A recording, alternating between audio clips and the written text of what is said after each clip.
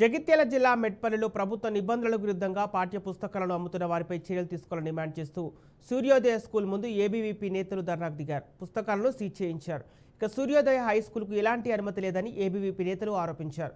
యథేచ్ఛగా ఫీజులు వసూలు చేస్తూ నియమ నిబంధనలు తుంగలు తొక్కుతున్నారని ఏబీవీపీ రాష్ట్ర కార్యవర్గ సభ్యులు మాడవేని సునీల్ మండిపడ్డారు. పాఠ్య పుస్తకాలను అమ్ముకుంటూ విద్యను పూర్తిగా వ్యాపారంగా మారుస్తున్నారని ఆరోపించారు. నియమ నిబంధనలు ఉల్లంఘిస్తున్న పాఠశాలల గుర్తింపు రద్దు చేయాలని డిమాండ్ చేశారు. మెట్పల్లిలోని అన్ని ప్రైవేట్ పాఠశాలల్లోనూ పుస్తకాల దందా నడిపిస్తున్నారని ఆరోపించారు.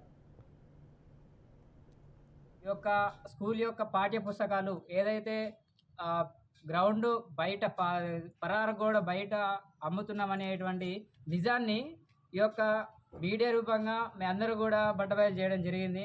అదేవిధంగా ఒక్క పాఠ్య పుస్తకాలను ఈరోజు ఎంఈఓ గారికి ఫోన్ చేసి అక్కడ ఉన్నటువంటి పాఠ్య పుస్తకాలు తీసుకొచ్చి సీజ్ చేసి ఇక్కడికి ఎంఈఓ ఆఫీస్ గారికి తీసుకొచ్చి ఇక్కడ సీజ్ చేయడం జరిగింది.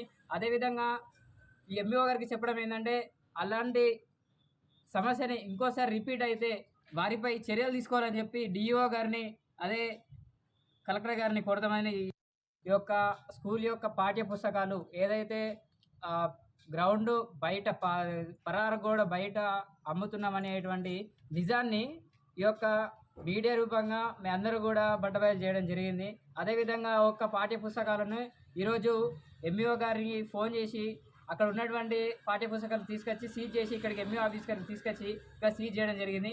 అదేవిధంగా ఈ ఎంఈఓ గారికి చెప్పడం ఏంటంటే అలాంటి సమస్యని ఇంకోసారి రిపీట్ అయితే వారిపై చర్యలు తీసుకోవాలని చెప్పి డిఈఓ గారిని అదే కలెక్టర్ గారిని కోరతామని ఈ యొక్క స్కూల్ యొక్క పాఠ్య పుస్తకాలు ఏదైతే గ్రౌండ్ బయట పరారగోడ బయట అమ్ముతున్నామనేటువంటి